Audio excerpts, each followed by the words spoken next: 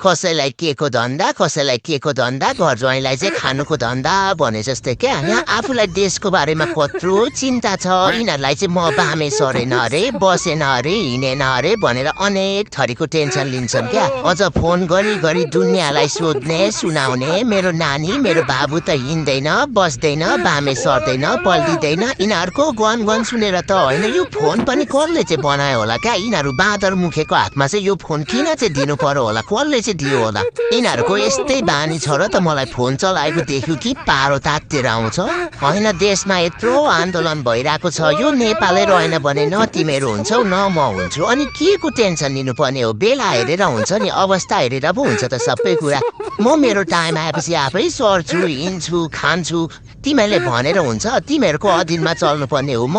खाली रिस मात्र उठ्छ हौ म त सकिन्छ भने देशको चिन्ता ल्याऊ देश बचाऊ मेरो बारेमा नाना थोरै टेन्सन नल्याऊ सबै कुरा समय आएपछि ठिक हुन्छ होइन चिन्ता लिएको हो कि मेरो बेइज्जत गरेको